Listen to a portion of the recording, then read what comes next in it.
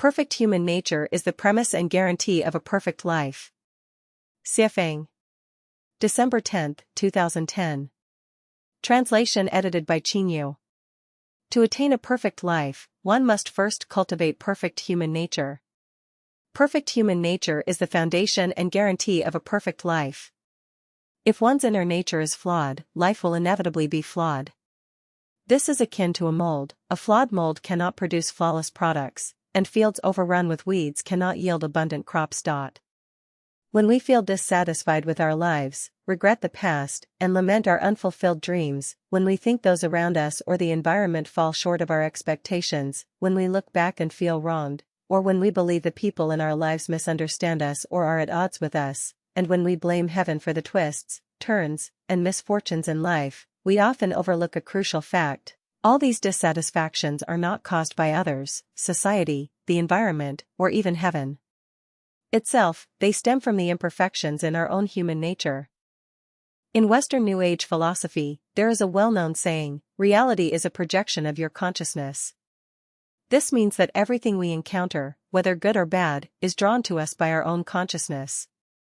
Positive consciousness attracts favorable events and circumstances, while negative consciousness attracts unfavorable ones. Thus, if misfortunes or unpleasant situations seem to dominate our lives, the root lies within our own consciousness, not external factors. According to the law of causality, every effect, whether sweet or bitter, originates from a cause. Good causes yield good effects, and bad causes yield bad effects. Every dissatisfaction we experience results from seeds of dissatisfaction we have sown in the past. Unless we look within ourselves for the source of our problems, we will never escape dissatisfaction. Fragrance draws butterflies to flowers, and a pure heart invites celestial beings. The type of climate and soil determines the plants that grow there, just as our mindset and consciousness shape the people, events, and environments we encounter. External factors are secondary, the nature of our own human character is primary.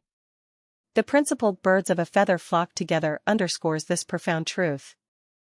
The world itself is not flawed. If there is any flaw, it lies within us. When we constantly blame external factors, we fail to examine ourselves. Are we perfect?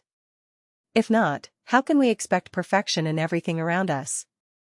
Perfection belongs to the perfect, and imperfection to the imperfect. This is the justice of heaven. Giving a perfect world to an imperfect person would indeed be unjust. As Jesus Christ warned, before removing the speck from another's eye, first remove the plank from your own. No soul in the universe has been wronged. If we feel we are unjustly treated, it is because we are unaware of the karmic consequences of our past actions across lifetimes. We forget the wrongs or even sins we may have committed before. There is no causeless love, nor causeless hate.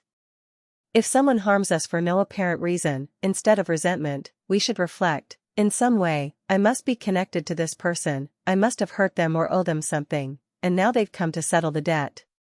In short, the circumstances of our lives, whether favorable or unfavorable, arise from our own human nature. Perfect human nature brings good opportunities, while flawed human nature brings challenges. If our humanity grows increasingly ugly, our future will inevitably lead to hell. Conversely, if our human nature becomes ever more refined, our future will undoubtedly lead to paradise. This is not moral preaching but a statement of fact that readers can verify for themselves. A perfect life is not measured by status, reputation, possessions, or worldly definitions of success and failure. It lies in a tranquil and harmonious state of mind, an unshaken demeanor in the face of honor or disgrace, an elegant and noble temperament, and a composed attitude in times of adversity. If the overarching theme of one's life is joy, happiness, and fulfillment, then their life is perfect. If it is dominated by worry, pain, anxiety, and sorrow, then it is not.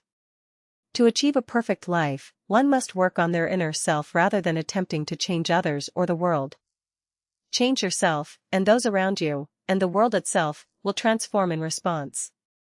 The practical approach I advocate, cultivating the soul garden, provides the best pathway to perfect human nature and, in turn, a perfect life.